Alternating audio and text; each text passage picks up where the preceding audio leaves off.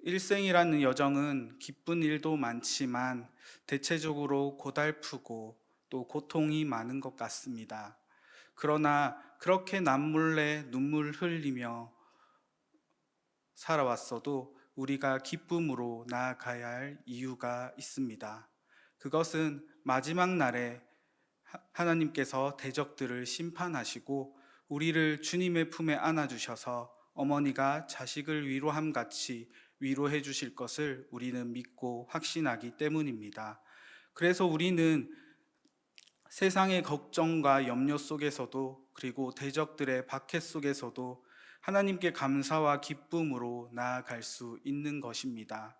오늘 이 시간이 하나님의 약속과 말씀으로 만족하고 기뻐하고 즐거워하는 그러한 시간이 되길 간절히 원합니다. 오늘 본문에서는 배경만 이해해도 은혜가 되는 줄 믿습니다. 머릿속에 그 그림이 그려질 수 있도록 잘 따라와 주시면 은혜가 될 것입니다. 오늘 본문 말씀은 이사야서 56장에서 66장에 이르는 포로기에 관련된 이야기입니다. 이때에는 대적자들에게 고통받은 내용으로서 이를 제3 이사야라고 합니다. 성서학자들은 1장에서 39장을 제1 이사야라 부르고 40장에서 55장을 제2 이사야라 부르고 56장에서 66장을 제3 이사야라고 부릅니다. 딱히 이것을 구분해서 볼 필요는 없지만 이것을 구분해서 보는 이유는 시기와 정황이 다르기 때문입니다. 제1 이사야는 예루살렘 성전이 멸망하기 전 하나님의 진노를 받은 이스라엘 백성들에게 심판을 예언하는 말씀입니다. 제2 이사야는 바벨론 포로 가운데 있는 이스라엘 백성들에게 포로 귀환과 회복에 대한 그러한 예언의 말씀을 하고 있습니다. 제3 이사야는 예루살렘으로 돌아와 성전을 건축하기 시작한 때로 우리가 새벽 기도회 때 말씀을 나누고 있는 역대기와 비슷한 시기입니다. 오늘 본문 제3 이사야의 내용 중에서 제일 핵심적인 내용이 바로 66장입니다. 66장은 제3 이사야 가운데 하나님께서 이사야에게 말씀하시고자 하는 그러한 핵심적인 내용을 다루고 있기 때문입니다.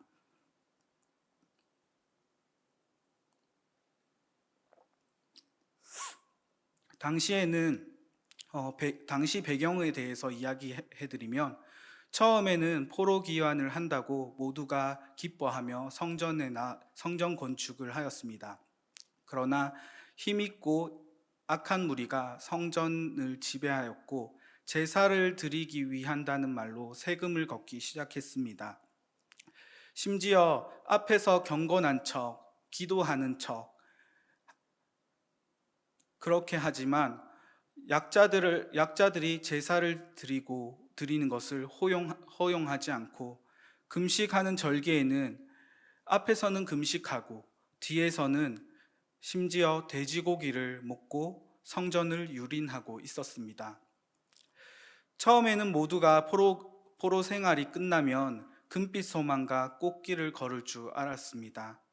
제사가 회복되고 하나님의 영광이 돌아올 것을 희망하였습니다. 설레는 마음으로 성전 건축을 시작하였습니다. 그러나 이 모든 것이 기득권의 세력에 의해서 한순간 무너지고 만 것입니다. 이것은 한국 교회의 상황과 흡사합니다. 코로나 이후에 예배에 대한 갈망, 예배에 대한 소망으로 하나님 전에 나왔습니다. 그러나 이사야 공동체에게 그렇게 했듯 사탄은 외부적으로, 내부적으로 우리를 시험하고 우리를 흔들고자 하였습니다. 물론 우리 교회가 본문에 나와 있는 것처럼 내부적인 문제와 갈등이 심한 것은 아닙니다. 그렇지만 사탄이 우리를 시험하고 흔들고 또 최종적인 목적으로는 오늘 말씀과 같이 우리를 갈라놓게 하려고 하는 목적이 있습니다.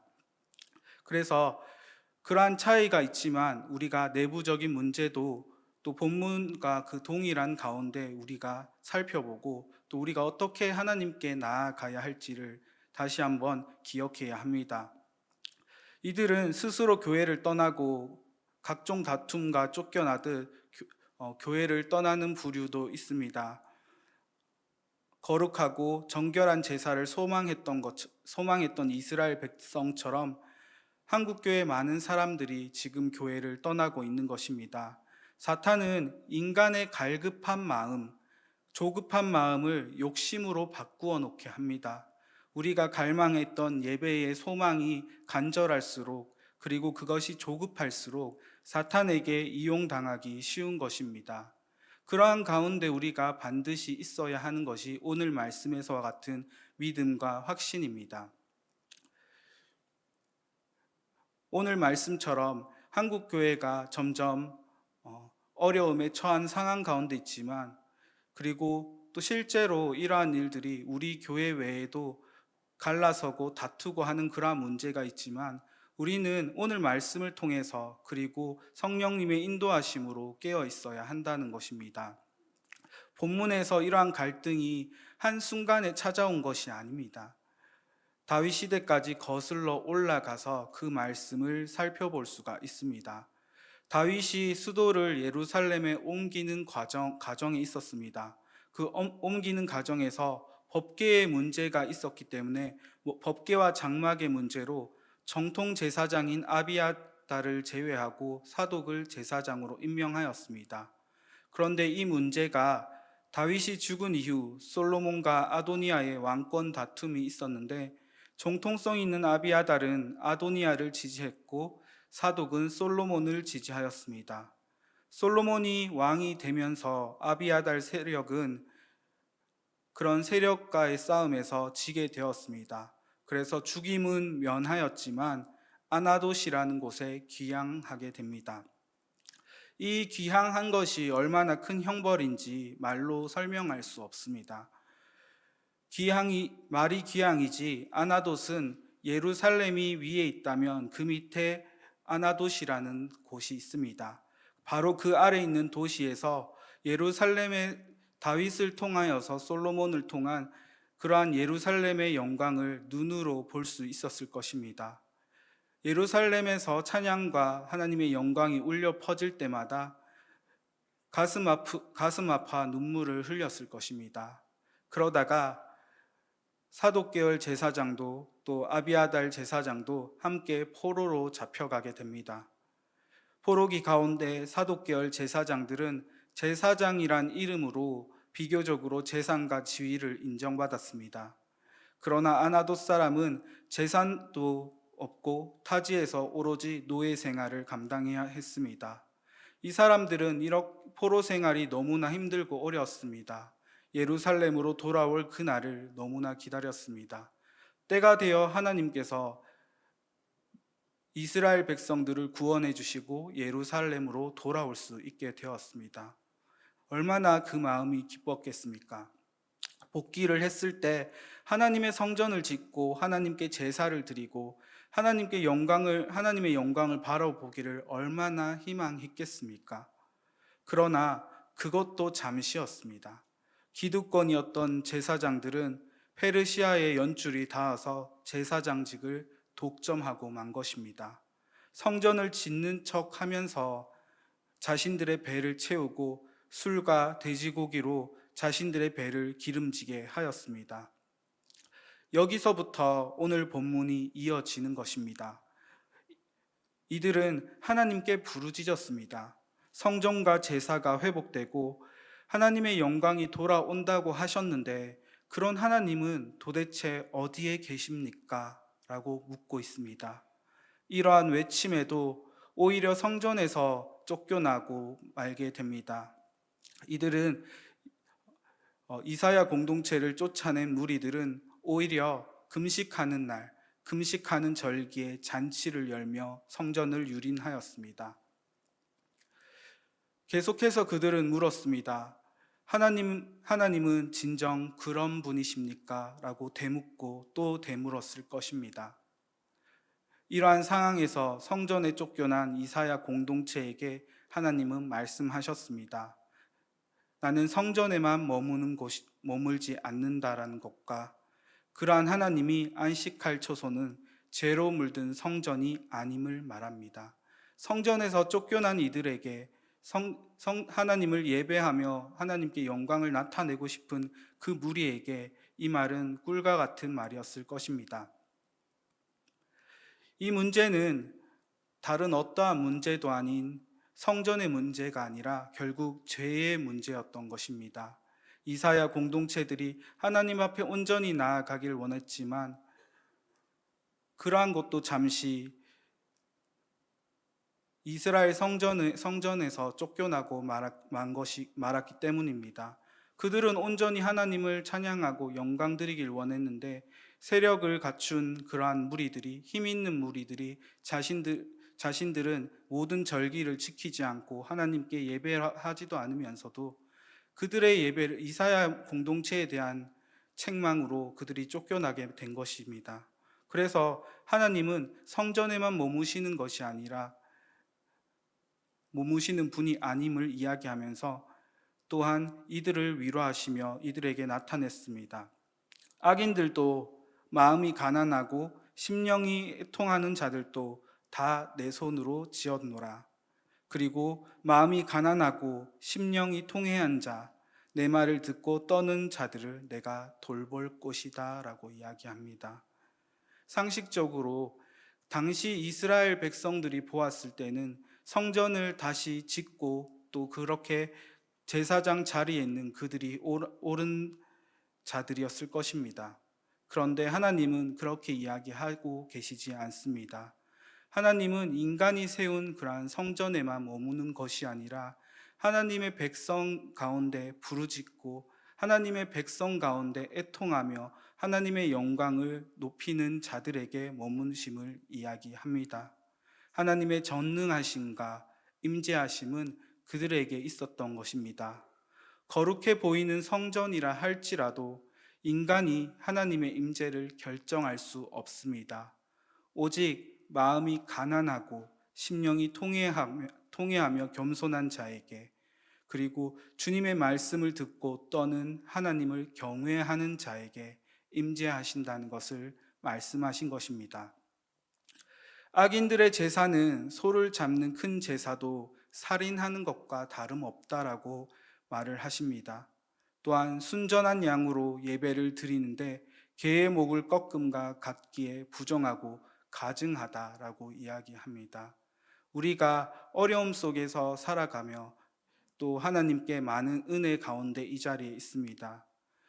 우리가 예배 드릴 수 있음은 온전히 하나님께서 우리를 세워주셨고 또 하나님께서 은혜를 베푸셨기 때문입니다. 주님께서 우리를 찾아오지 않는다면 이곳은 거룩한 성전, 그리고 우리가 거룩한 교회가 될 수 없습니다. 이것을 기억하고 우리는 항상 겸손한 마음으로 하나님께 나아가야 할 것입니다. 다른 어떤 이들을 지식으로, 우리의 성경적인 지식으로 억누르는 것이 아니라 우리가 하나님을 온전히 사랑하는 그 마음의 중심을 가진 채로 그 마음 가운데 있는 모든 사람들을 살펴보아야 한다는 것입니다. 하나님의 임재는 하나님께서 택하십니다. 거룩하게 하신 그곳에 그 사람에게 하나님은 임재하십니다. 세상 사람들이 아무리 화려한 삶을 살아도 그곳에 하나님이 계시지 않습니다. 물론 하나님께서 모두를 관찰하시고 보고 계시겠지만 그들과 함께하며 그들에게 은혜를 베풀지 않는다는 것을 말합니다. 하나님께서 함께 하시는 것은 거룩한 하나님의 백성으로서 우리가 하나님의 삶을 살아갈 때입니다. 나의 나의 능력을 나타내는 것이 아니라 끝까지 우리는 하나님의 영광을 위하여서 살아가는 백성, 그러한 자녀가 되어야 할 것입니다. 여호와의 말씀을 떠는 자들이라고 5절에 나와 있습니다. 여호와의 말씀에 떠는 자들이란 어떤 자이냐면 하나님의 이름으로 하나님의 성전을 공경하고 하나님의 성도를 사랑하고 하나님의 뜻을 행하는 자들입니다. 반면 하나님은 온전한 척하며 하나님 목전에서 악을 행하는 자들을 이사야를 통해서 심판하시겠다고 오늘 말씀하셨습니다. 그러므로 우리는 세상을 부러워할 필요가 없습니다. 우리는 항상 주님을 경외하는 마음으로 주님을 따라 살아가야 합니다. 그때는 세상이 이기지 못하는, 세상을 승리하신 우리 주님께서 우리와 동행하실 것을 이야기합니다. 잠깐 영화에 대해서 한 편 이야기하려고 합니다. 2010년에 개봉한 영화인데요. 일라이라는 영화가 있습니다. 이 영화는 핵 전쟁 이후의 배경으로 만들어진 영화입니다. 그래서 자원은 희박하고 도시는 약탈자와 악당들로 가득한 그러한 시대가 도래했습니다. 물론 영화이지만 이곳에서 등장하는 일라이라는 60대 초반의 흑인 남성은 하나님의 계시를 받아들여서 어떠한 책을 미국 동부에서 서부까지 옮기는 역할을 감당하게 됩니다. 그러다가 어느 지역을 지나가게 되는데 그곳에 약탈자와 악당들이 가득했습니다.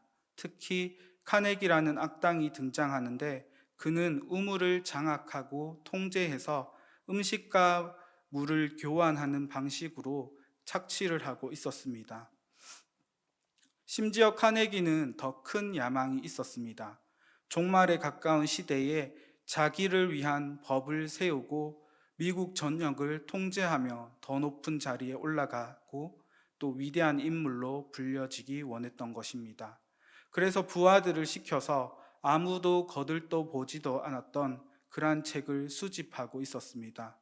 특히 자신에게 필요한 지식과 사상, 법률적인 책을 수집하였습니다.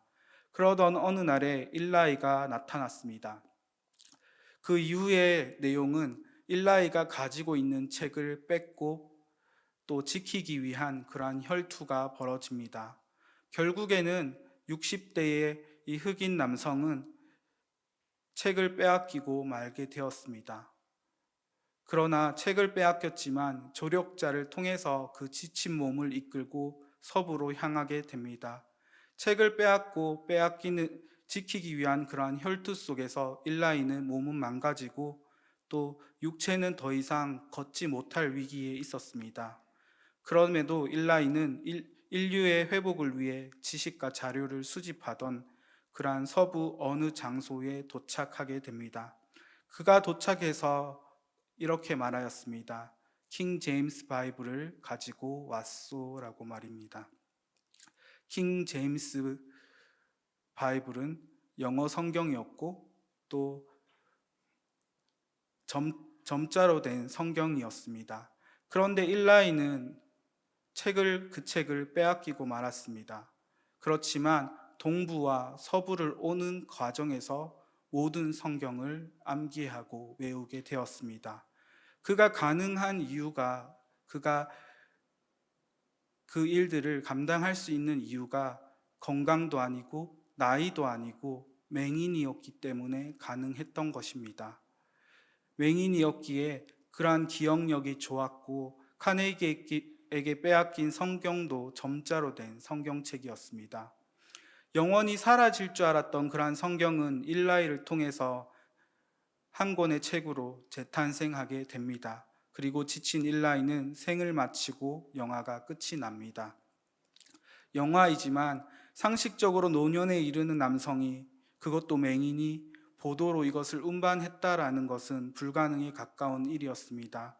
그러나 그에게 사명이 있었기 때문에 그것이 아무리 가혹해도 생존을 위한 삶이 아니라 사명을 감당하기 위해서 운반하였던 것입니다. 묵묵히 사명을 완수하고 그의 죽음에는 미소가 있었습니다. 하나님 품에 안기었음을 알려주는 그러한 장면입니다. 우리의 인생도 다르지 않습니다. 영화와 같이 그렇게 혹독한 상황은 아닐지도 모릅니다. 그러나 복음이라는 사명을 전하고 복음이란 사명을 지키기 위한 우리의 여정은 희생 없이 불가능 것이기에 우리의 인생도 다르지 않음을 잘 알고 있을 것입니다. 때론 힘듭니다. 때론 하나님을 원망합니다. 하나님을 최선을 다해 섬겼는데 왜 세상 사람들이 더 특히 악한 방법으로 약자를 착취한 사람들이 더 형통한지, 내 삶은 왜 형통하지 못한지 그러한 생각이 들며 기도에 잠길 때도 있습니다. 그것보다도 더 어려울 때도 있습니다. 도대체 하나님의 은혜가 무엇인지, 하나님의 공의가 어디에 있는지 따져 묻기까지 할 때도 있었을 것입니다. 사랑하는 성도 여러분, 사탄의 권세와 거룩함으로 위장한 그러한 우리의 대적들은 우리를 핍박하고 또 그들이 우리보다 더 형통한 모습으로 살아가는 것이 사실입니다. 그러나 주님께서 그들을 심판하실 것을 말씀하셨습니다. 그들에게 여호와의 진노가 있을 것을, 우리에게 여호와의 위로가 임할 것을 말씀하셨습니다. 그 말씀을 이루신 분이 예수 그리스도이시며 그가 우리의 승리자 되시며 위로자가 되었습니다. 하나님은 우리에게 자신의 보좌와 발등상이 되시어서 우리를 지키시고 인도하실 것을 오늘 말씀 가운데 이야기하십니다. 그리고 우리에게 자신의 손으로 지으신 모든 것을 보여주시고 우리를 감탄하게 하신다 하셨습니다. 우리가 생각하지 못한 가운데 생각하지 못하는 은혜로 우리를 감탄하게 하실 것을 이야기하시는 것입니다. 그리고 자신의 목소리를 들려주시어 우리를 격려하시고 우리에게 자신의 보응을 베풀어 주실 것을 이야기합니다. 우리를 보호하고 승리하게 하실 하나님을 우리는 믿고 나아가기만 하면 된다는 것입니다. 하나님은 이렇게 우리에게 자신의 위로를 함께 나누어 주셨습니다. 우리를 힘나게 하십니다. 출산을 이루듯 우리를 새롭게 하십니다. 여러분, 우리를 교회로, 하나님의 자녀로 만드신 분은 바로 다름 아닌 하나님이십니다. 지금은 우리가 진통 가운데 있을지라도 잠깐의 고통이 있지만 그 진통과 자녀를 갖게 하신 분이 하나님이십니다. 그리고 하나님께서 해산하게 하여 주실 것입니다. 하나님께서 지으시고 하나님께서 우리에게 사명을 주셨기 때문에 하나님께서 거두시겠다는 것입니다. 우리가 거두는 것이 아니라 모든 것은 하나님의 은혜 가운데 하나님께서 역사하실 것을 우리는 믿고 나아가야 합니다. 세상에서 두려워하는 것이 아니라 우리가 하나님을 두려워하며 또 두려움뿐만 아니라 기쁨으로 나아가야 합니다. 10절을 함께 보시겠습니다.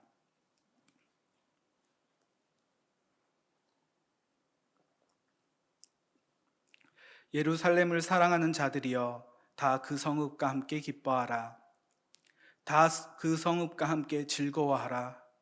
그 성을 위하며 슬퍼하는 자들이여 다 그 성의 기쁨으로 말미암아 그 성과 함께 기뻐하는 그러한 성도님들이 되어야 하는 것입니다. 쉬운 성경으로 볼 때는 슬퍼하던 사람은 예루살렘과 함께 기쁨의 노래를 불러라 라고 이야기합니다. 하나님을 향하여서, 하나님의 뜻을 향하여서 나아가는 성도 여러분, 우리는 그러한 슬픔 가운데 있습니다. 주님께서 우리에게 말씀하신 대로 우리는 세상 가운데 고난과 환난 속에서 살아갑니다. 그러나 그러한 마지막 끝에 주님께서는 우리를 승리하게 하실 것입니다. 이것을 확신하는 마음으로 이제는 기쁨으로 주님께 나아가며 기쁨으로 그의 영광을 노래해야 할 때가 온 것입니다. 예수 그리스도께서 우리의 죄를 씻어주셨고 그가 다시 오실 때는 우리의 눈물을 완전히 거두실 것이기 때문입니다. 이 말씀이 우리의 위로가 되고 소망이 되고 새 생명이 될 줄을 믿습니다. 악인들은 결국 15절에서 같이 주님께서 친히 불에 둘러싸인 불수레를 타고 오셔서 그 혁혁한 위세로 노여움을 나타내시며 맹렬한 화염으로 책망하실 것입니다. 불과 칼로 심판하실 때에 가증한 자들은, 헛된 신을 섬긴 자들은, 말씀을 두려워하지 않고 행하는 자들은 모두 망하게 될 것입니다. 우리는 이것을 기억해야 합니다. 다시 오실 주님을 믿는 가운데 우리를 승리하게 하실 주님을 바라보며 우리는 어떠한 상황 가운데서도 담대함을 잃지 않고 나아가야 할 것입니다. 우리를 위로하시는 분은 우리 주님이십니다. 우리를 계획하시고 우리가 길을 나아가게 하신 분 또한 주님이십니다. 그 모든 것들은 하나님께서 우리를 위하여 책임져 주시며 우리의 위로자가 되실 것입니다. 말씀을 맺으려고 합니다. 먼저 우리는 하나님을 위해 하는 일이 하나님의 자녀인 내 형제와 이웃을 위해서 행하는 일임을 기억해야 합니다. 하나님께서 한 영혼을 부르시기 위해서 우리에게 사명을 주셨습니다. 그렇기 때문에 우리는 예배를 드리는 그러한 행위 자체에만 거룩하고 정결하면 안 됩니다. 하나님과 이웃을 함께 사랑해야 하는 법입니다. 내 형제를 시험 들게 하는 일 또한, 똑같이 상처를 주는 일 또한 모든 발언과 행실에도 성령의 인도하심을 구해야 합니다. 두 번째는 내외적으로 어렵고 힘든 일이 있다면 하나님께 탄원을 하시길 바랍니다. 지치고 힘들 때 기도가 안 될 때도 있습니다. 그런데 그럴 때일수록 우리가 스스로 거룩한 척, 믿음이 있는 척 그러한 옷을 입는 것이 아니라 솔직한 심정으로 하나님께 어려움을 탄원해야 합니다. 왜냐하면 하나님께서 우리의 마음을 누구보다도 잘 아시고 우리를 위로해 주시길 원하시기 때문입니다. 승리하신 그날에 대한 확신으로, 그렇게 하면 승리하신 그날에 대한 확신으로 평안으로 인도해 주실 것입니다. 세 번째는 우리 주 예수 그리스도의 재림과 구원의 완성을 이루어 주실 것을 우리는 확신해야 합니다. 그날이 심판 가운데서 모든 대적들을 물리치시고 또 하나님께서 우리를 위로하며 승리자로 세워주실 것이기 때문입니다. 말씀을 두려워하여 십자가를 붙들고 살아가는 모든 성도님들 가운데 이러한 은혜, 이러한 믿음, 이러한 사랑이 함께하길 간절히 소망합니다.